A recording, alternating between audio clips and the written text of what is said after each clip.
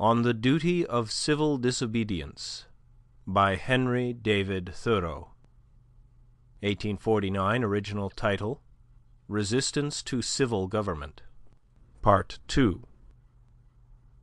I have contemplated the imprisonment of the offender, rather than the seizure of his goods, though both will serve the same purpose, because they who assert the purest right, and consequently are most dangerous to a corrupt state, commonly have not spent much time in accumulating property.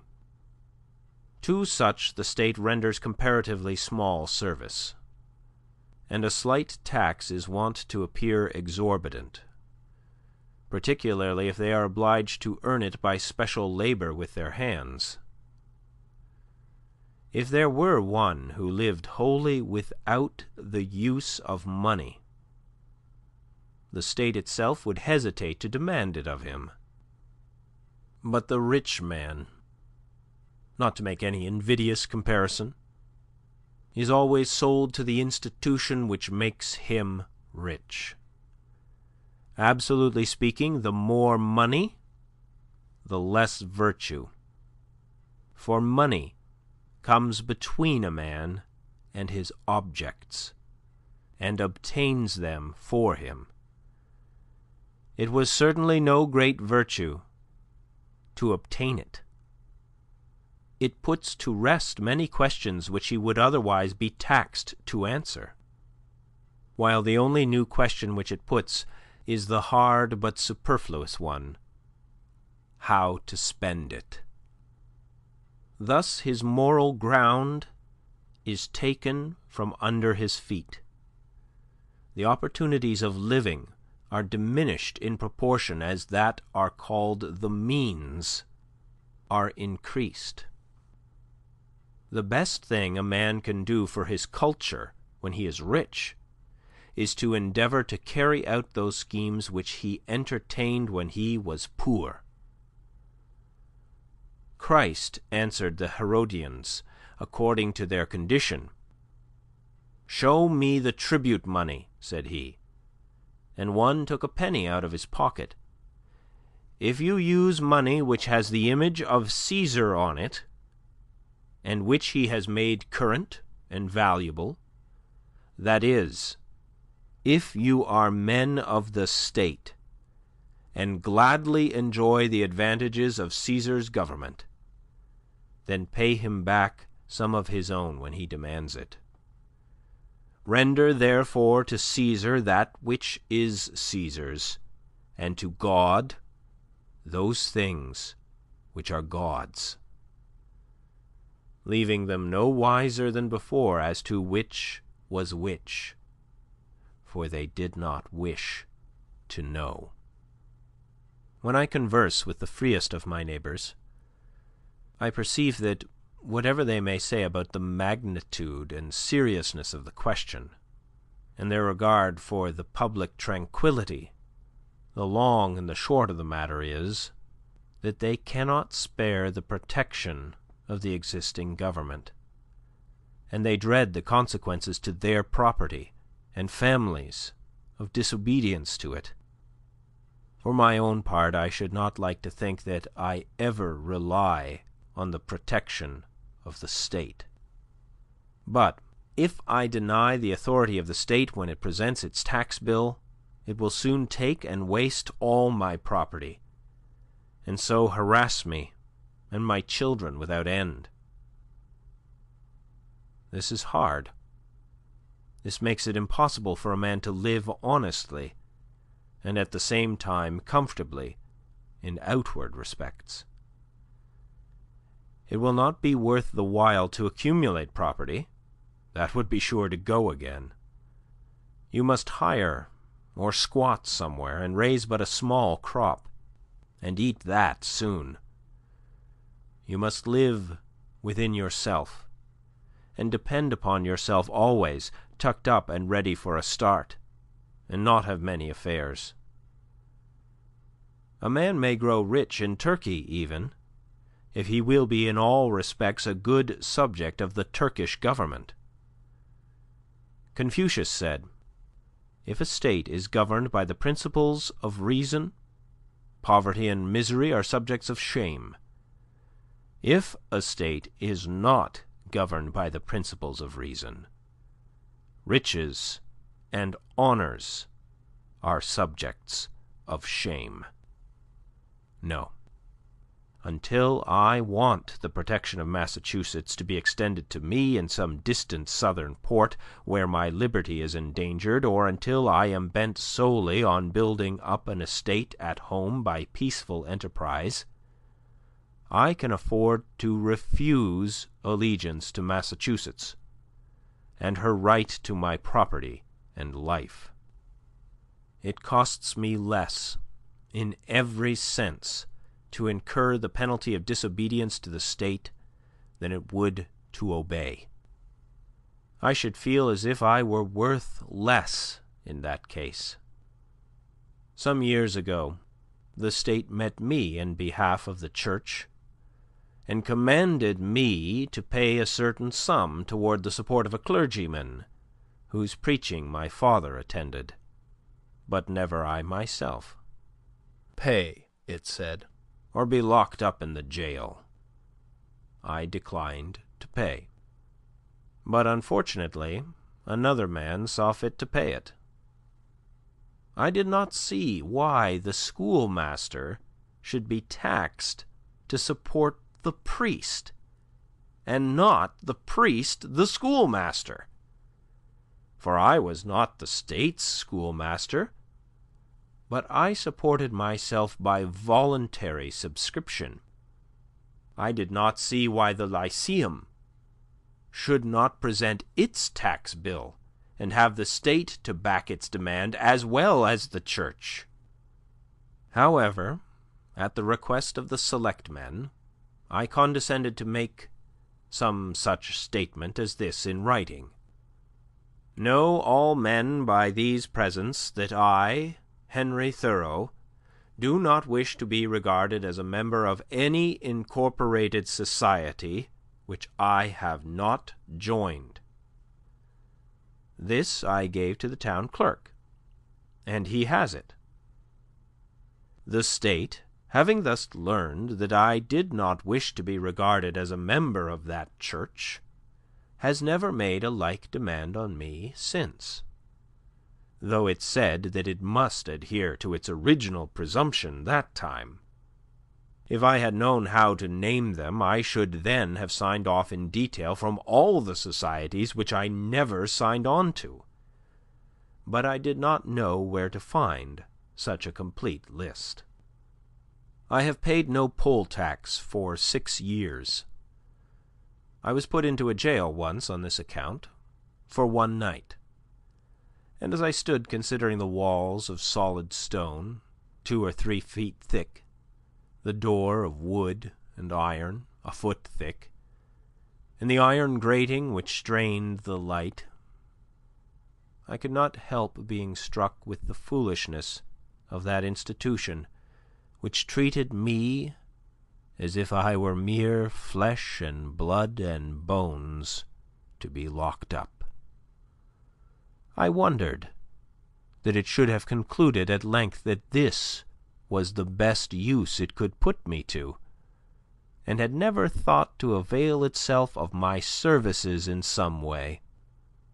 I saw that, if there was a wall of stone between me and my townsmen, there was a still more difficult one to climb or break through before they could get to be as free as I was.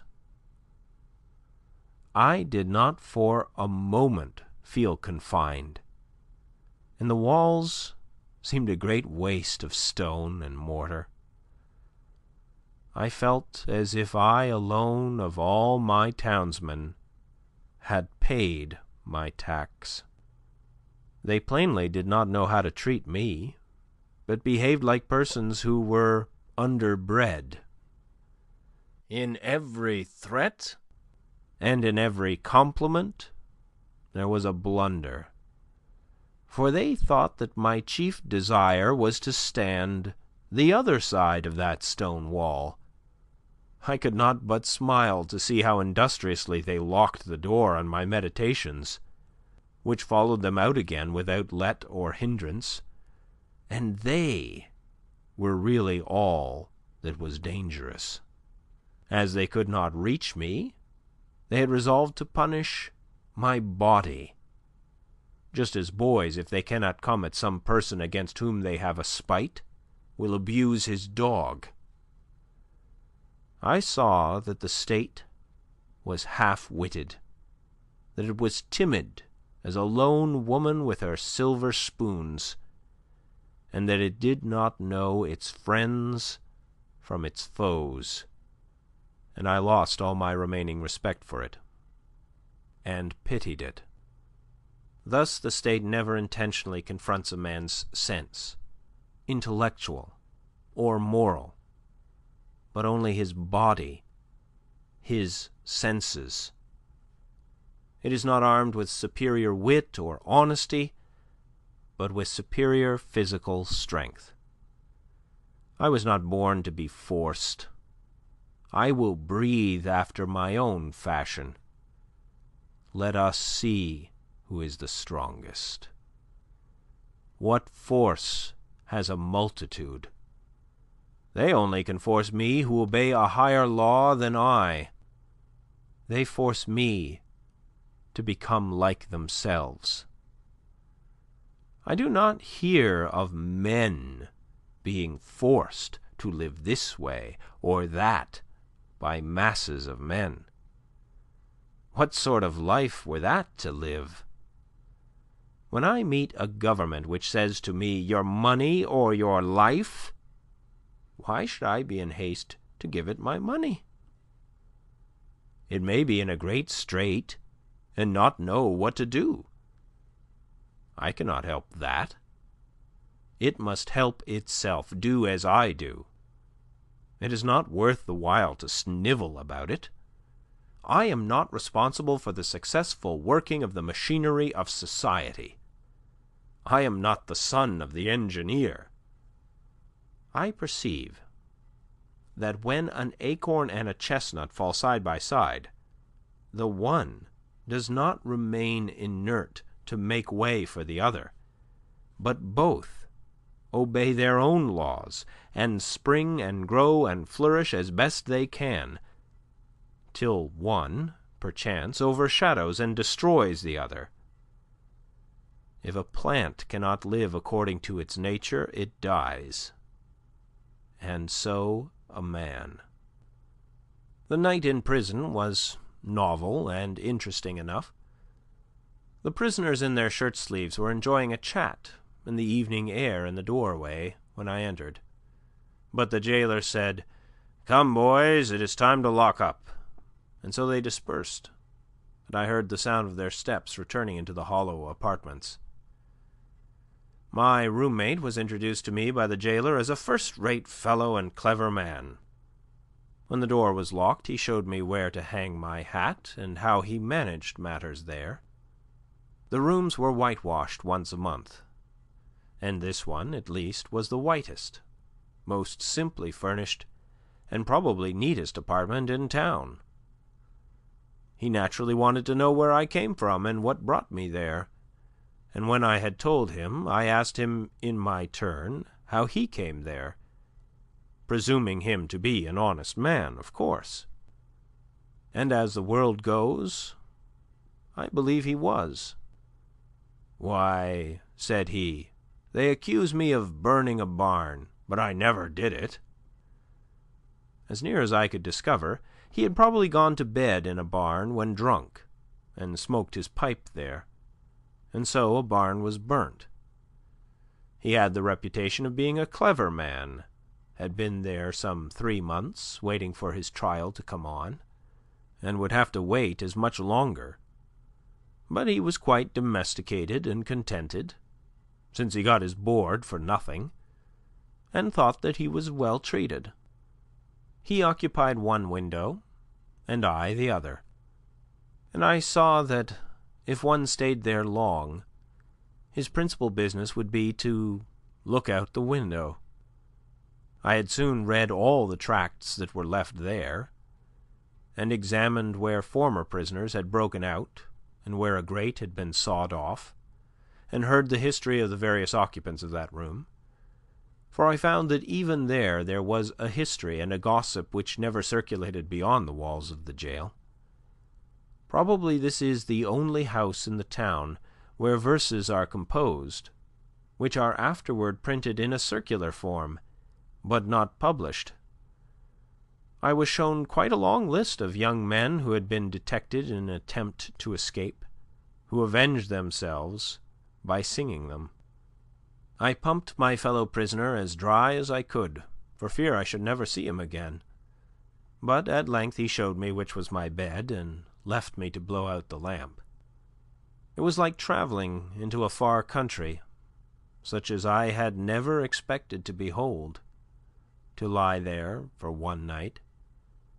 It seemed to me that I never had heard the town clock strike before, nor the evening sound of the village, for we slept with the windows open, which were inside the grating. It was to see my native village in the light of the Middle Ages, and our Concord was turned into a Rhine stream, and visions of knights and castles passed before me. They were the voices of old burghers that I heard in the streets. I was an involuntary spectator and auditor of whatever was done and said in the kitchen of the adjacent village inn, a wholly new and rare experience to me. It was a closer view of my native town. I was fairly inside of it. I never had seen its institutions before. This is one of its peculiar institutions, for it is a shire town. I began to comprehend what its inhabitants were about. In the morning our breakfasts were put through the hole in the door, in small oblong square tin pans made to fit, and holding a pint of chocolate, with brown bread and an iron spoon. When they called for the vessels again, I was green enough to return what bread I had left, but my comrade seized it, and said that I should lay that up for lunch or dinner. Soon after he was let out to work at haying in a neighbouring field, whither he went every day, and would not be back till noon. So he bade me good day, saying that he doubted if he should see me again. When I came out of prison, for someone interfered and paid that tax, I did not perceive that great changes had taken place on the common, such as he observed who went in a youth and emerged a grey-headed man. And yet a change had to my eyes come over the scene, the town and state and country, greater than any that mere time could effect. I saw yet more distinctly the state in which I lived. I saw to what extent the people among whom I lived could be trusted as good neighbours and friends, that their friendship was for summer weather only, that they did not greatly propose to do right, that they were a distinct race from me by their prejudices and superstitions, as the Chinamen and the Malays are, that in their sacrifices to humanity they ran no risks, not even to their property, that after all they were not so noble, but they treated the thief as he had treated them, and hoped, by a certain outward observance and a few prayers, and by walking in a particular straight though useless path from time to time, to save their souls. This may be to judge my neighbours harshly, for I believe that many of them are not aware that they have such an institution as the jail in their village. It was formerly the custom in our village, when a poor debtor came out of jail, for his acquaintances to salute him, looking through their fingers, which they crossed to represent the jail window. How do you do? My neighbours did not thus salute me, but first looked at me, and then at one another, as if I had returned from a long journey. I was put into jail as I was going to the shoemaker's to get a shoe which was mended. When I was let out the next morning, I proceeded to finish my errand, and having put on my mended shoe, joined a huckleberry party, who were impatient to put themselves under my conduct, and in half an hour, for the horse was soon tackled, was in the midst of a huckleberry field on one of our highest hills 2 miles off, and then the state was nowhere to be seen. That is the whole history of my prisons. I have never declined paying the highway tax, because I am as desirous of being a good neighbour as I am of being a bad subject. And as for supporting schools, I am doing my part to educate my fellow countrymen now. It is for no particular item in the tax bill that I refuse to pay it. I simply wish to refuse allegiance to the state, to withdraw and stand aloof from it effectually. I do not care to trace the course of my dollar, if I could, till it buys a man or a musket to shoot one with. The dollar is innocent.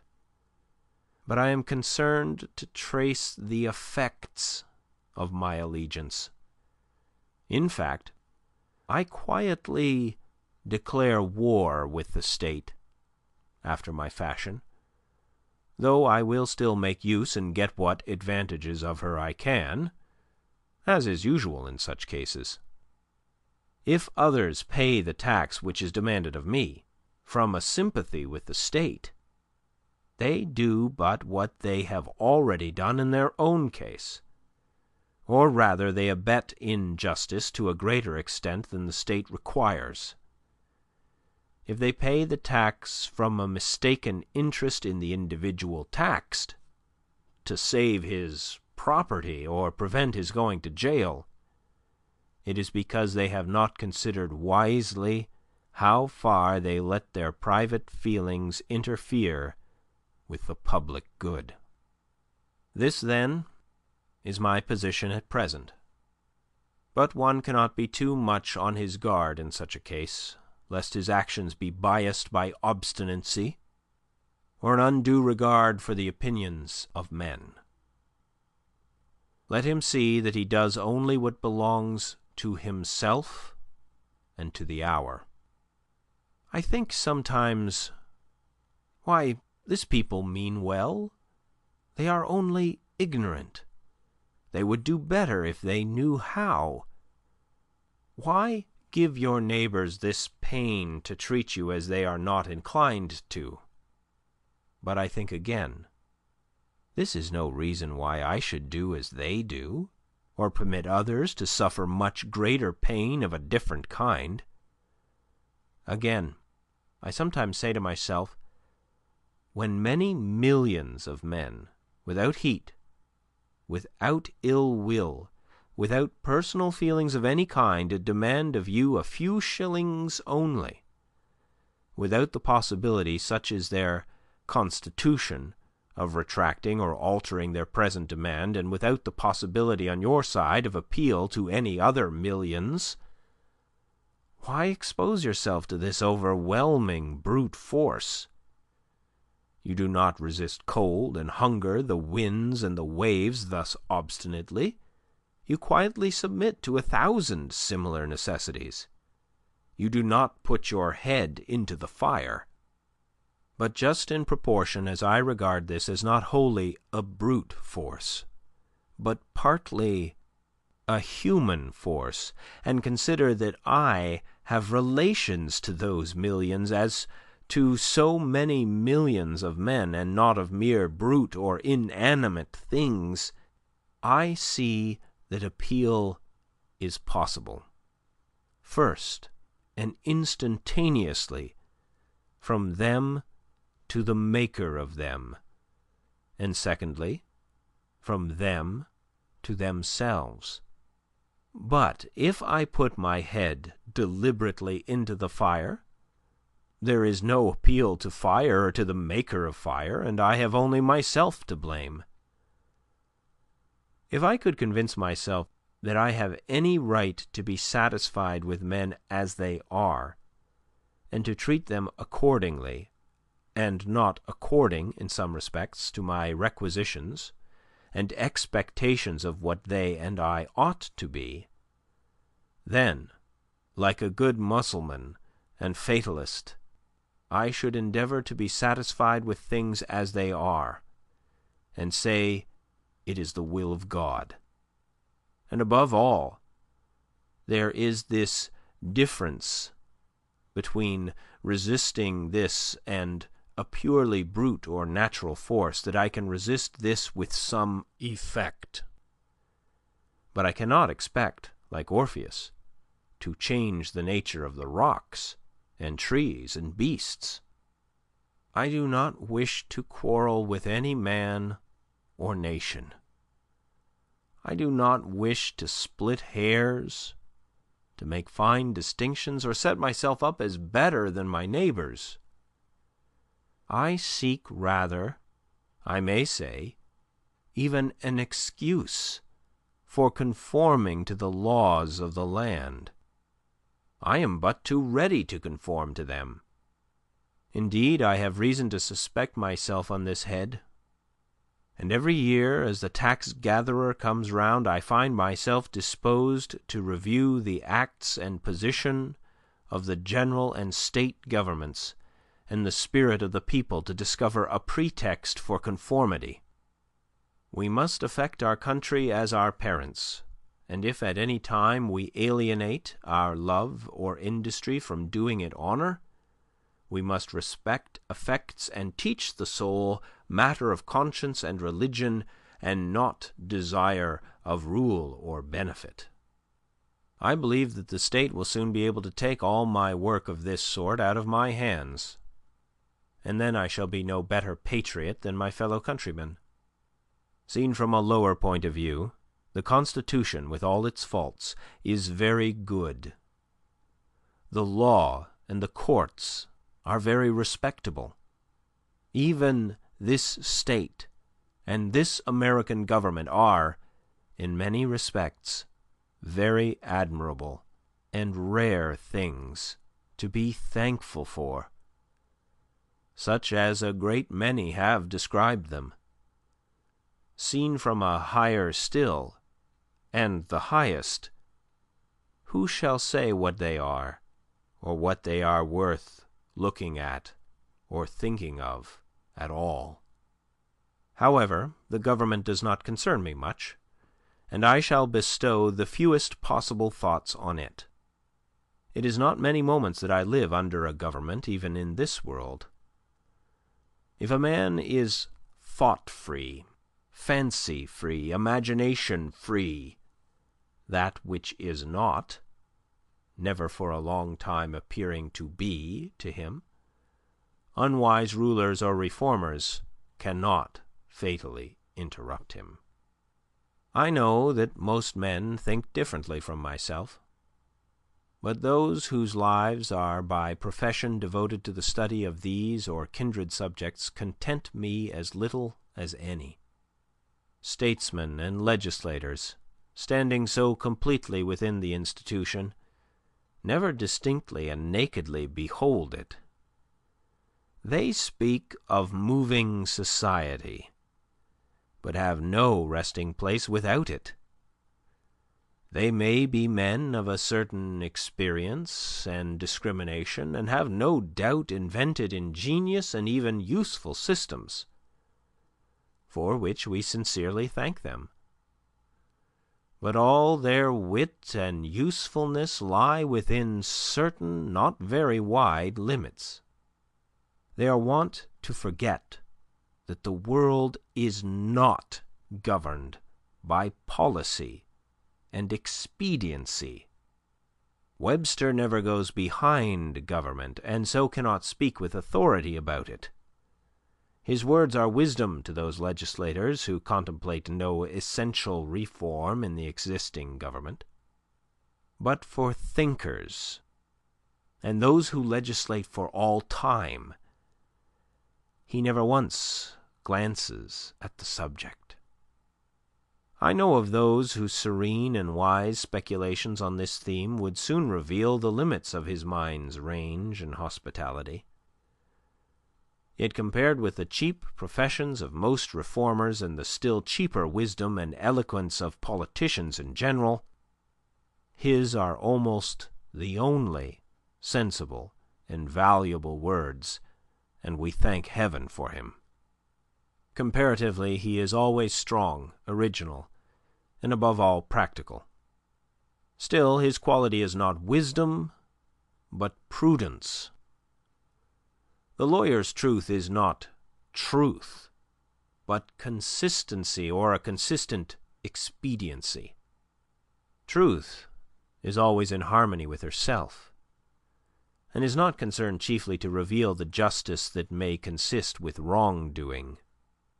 He well deserves to be called, as he has been called, the defender of the Constitution. There are really no blows to be given him but defensive ones. He is not a leader, but a follower. His leaders are the men of '87. I have never made an effort, he says, and never propose to make an effort. I have never countenanced an effort, and never mean to countenance an effort to disturb the arrangement as originally made by which various states came into the Union. Still thinking of the sanction which the Constitution gives to slavery, he says, "Because it was part of the original compact, let it stand." Notwithstanding his special acuteness and ability, he is unable to take a fact out of its merely political relations, and behold it as it lies absolutely to be disposed of by the intellect. What, for instance, it behooves a man to do here in America today with regard to slavery, but ventures or is driven to make some such desperate answer to the following, while professing to speak absolutely and as a private man, from which what new and singular of social duties might be inferred. The manner, says he, in which the governments of the states where slavery exists are to regulate it is for their own consideration, under the responsibility to their constituents, to the general laws of propriety, humanity, and justice, and to God. Associations formed elsewhere, springing from a feeling of humanity or any other cause, have nothing whatever to do with it. They have never received any encouragement from me, and they never will. These extracts have been inserted since the lecture was read. H.D.T. They who know of no purer sources of truth, who have traced up its stream no higher, stand, and wisely stand, by the Bible and the Constitution, and drink at it there with reverence and humanity. But they who behold where it comes trickling into this lake or that pool, gird up their loins once more and continue their pilgrimage towards its fountainhead. No man with a genius for legislation has appeared in America. They are rare in the history of the world. There are orators, politicians, and eloquent men by the thousand, but the speaker has not yet opened his mouth to speak who is capable of settling the much vexed questions of the day. We love eloquence for its own sake, and not for any truth which it may utter, or any heroism it may inspire. Our legislators have not yet learned the comparative value of free trade and of freedom, of union and of rectitude to a nation. They have no genius or talent for comparatively humble questions of taxation and finance, commerce and manufactures and agriculture. if we were left solely to the wordy wit of legislators in Congress for our guidance, uncorrected by the seasonable experience and the effectual complaints of the people, America would not long retain her rank among the nations. For 1800 years, though perchance I have no right to say it, the New Testament has been written. Yet where is the legislator who has wisdom and practical talent enough to avail himself of the light which it sheds on the science of legislation? The authority of government, even such as I am willing to submit to, for I will cheerfully obey those who know and can do better than I, and in many things even those who neither know nor can do so well, is still an impure one. To be strictly just, it must have the sanction and consent of the governed. It can have no pure right over my person and property but what I concede to it. The progress from an absolute to a limited monarchy, from a limited monarchy to a democracy, is a progress toward a true respect for the individual. Even the Chinese philosopher was wise enough to regard the individual as the basis of the empire. Is a democracy, such as we know it, the last improvement possible in government? Is it not possible to take a step further towards recognizing and organizing the rights of man? There will never be a really free and enlightened state until the state comes to recognize the individual as a higher and independent power, from which all its own power and authority are derived, and treats him accordingly.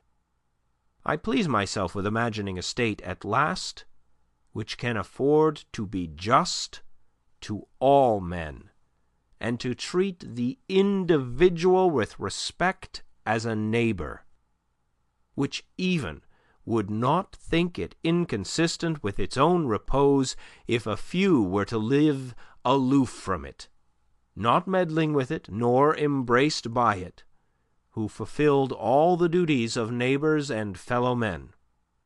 A state which bore this kind of fruit, and suffered it to drop off as fast as it ripened, would prepare the way for a still more perfect and glorious state, which I have also imagined, but not yet anywhere seen.